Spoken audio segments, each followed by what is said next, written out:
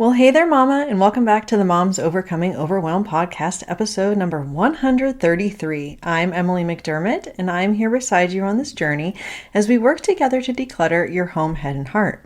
Maybe you have decided that this is the summer that you are finally going to get your house in order. You are going to declutter. You are going to organize. This is happening. And if that is the case, maybe you've thought about working with me, and I would love to work with you. So you can always go to simplebyemmy.com/coaching to find out about my virtual and in-person coaching services. However, today I'm going to be going through the exact step-by-step process that I use with my clients, and I also use myself to declutter my home and their homes, of course, in less time. This is going to be a super practical, super tactical episode. So make sure that you grab that notebook and pen, and let's dive into today's episode. Hey there, Mama. Are you tired of all the stuff crowding your home, calendar, and mind? Do you wish you could say goodbye to the endless to-do list running around in your head? Want to declutter but don't know where to start? You're in the right place. Welcome to Moms Overcoming Overwhelm, where you will find proven and practical solutions to declutter your home, head, and heart. Hi, I'm Emily, a wife, boy mom, and simplicity seeker. I struggled to get pregnant and felt overwhelmed until I discovered decluttering could create the physical and emotional space I needed to become a mom. Now, 2 kids later, I've transformed my life and motherhood by developing simple systems around decluttering, capsule wardrobes, kid stuff, cleaning and tidying, meal planning, time management, and more, and I can't wait to share them with you. If you're ready to reclaim the time and energy you crave, be present with your kids, and finally enjoy the life and motherhood you so deserve, let's kick overwhelm to the curb, shall we? Grab your lukewarm coffee, your notebook and pen, and clear off some counter space. Let's do this. Before we jump in, I have one quick announcement, which is that we're having a review giveaway from today until June 30th. And so if you have not left a review for the show on Apple Podcasts, or maybe you've already done that, and thank you, and you can share the show with a friend, either way, I'm going to be giving away 2 $50 Amazon gift cards, and all you need to do is write your review or share the show and send me the screenshot to info@simplebyemmy.com to be entered in the giveaway. Now, I know that it doesn't take too long to do the review or share the show, but you might think, there's a lot of people entering, so I won't bother. Believe me, there's probably less people than you think. You have a really good chance of winning that gift card, so don't delay, and I really appreciate your support. So let's go ahead. What do you say? Let's dive into these 10 steps that I use in my own home and also with my clients to declutter our homes in less time. So step number 1, we are going to start with the most unemotional, unsentimental places possible. And if you're new to the show, then maybe you don't know, but I always recommend starting in your car. And then you can move to your bathroom, maybe the refrigerator. I always like to say that moldy leftovers counts as decluttering. The point is that decluttering is decision making, and that can be really hard. So we want to start with the easy stuff. Anywhere where you have a lot of trash or things that need to be relocated. And so we want to start in those areas first. We do not want to start with the baby clothes. We do not want to start with the sentimental stuff. We do not want to start with photos or anything that's going to take a lot of time. We want these quick wins. We want to be able to have that motivation and that momentum. And I'm going to mention this a couple times in the episode, but in the Facebook group, tinyurl.com/Moms Overcoming Overwhelm, we are currently doing a challenge this week. We do one every other week. So if you need some extra support, head on over there. We are happy to help you out. Step number two is to pick one small area of the room that you're selecting or a subcategory within that area. It really should only take you 15 to 20 minutes. And then, of course, if you have more time, then go for it. Now, your car, that might take you 15 minutes. It might take you 30 minutes.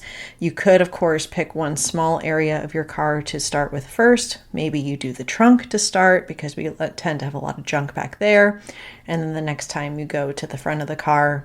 But let's use the example of your medicine cabinet. Perhaps you only have time to do a couple shelves of the medicine cabinet. So again, we're picking these small areas that are completely doable. Let's say we're going to pick the cold medicines and like the pain meds that we have, and those are going to be the subcategories that we choose. Then we're going to move on to step number 3, which is that we're taking everything out of the space that we've selected from that subcategory. So let's stick with our medicine cabinet example. We're going to take out all the cold medicines and the Tylenol and the ibuprofen and the Motrin and all of those types of things. We're going to take everything out. And then we're going to look and say, okay, what is expired? What do I have like a couple drops left that I can get rid of? We start making some of those easy decisions. And before we put anything back, we then are moving on to step number 4, which is deciding how you want that space to function, to feel, and to flow. So for the medicine cabinet, maybe it's more how you want it to function. Do we want to have the cold medicine on this shelf? Is there enough room? Do we want to move things around? You might need to take everything off of the medicine cabinet shelves in order to understand that. But you want to not put anything back, and then you're going to figure out what is the ideal scenario for how I want this area to look. Let's use another example of bedroom. A lot of times when I'm working with clients in the bedroom, the issue is that there is stuff all over the dressers and all of the surfaces are cluttered. So normally what we do is that we start with those areas first. So we're going to take everything off from that area. So we've decided the surface, let's say, of the dresser. And then I say, okay, how do you want this to look? Do you want anything on the top of your dresser?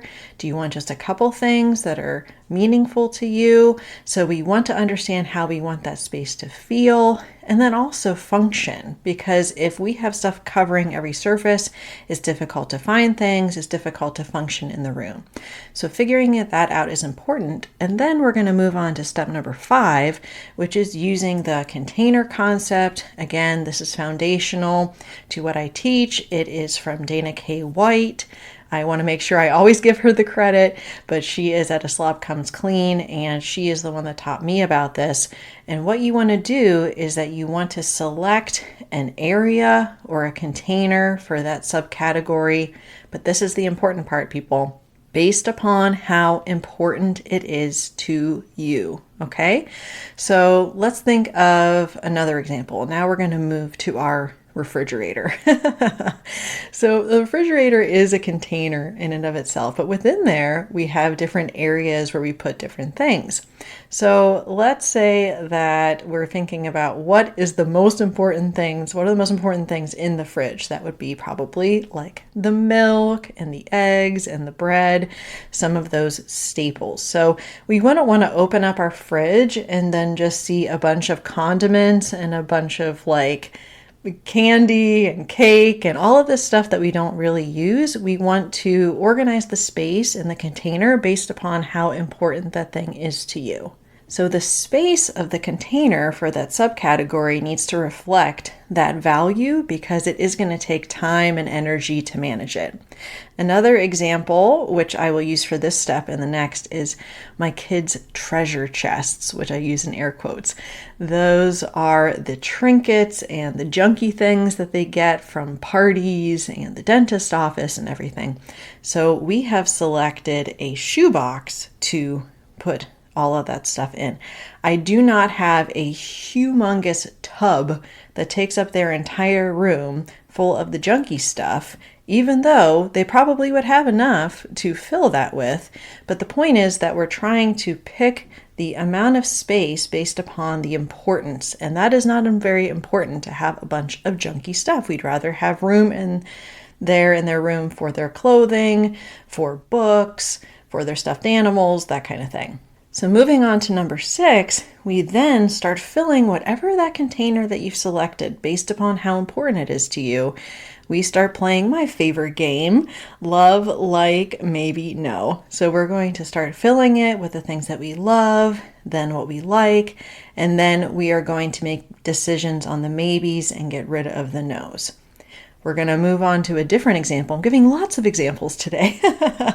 But let's say we're talking about our closet, and we've already decided that we're just going to focus on tank tops today. We've taken out all the tank tops, put them on our bed.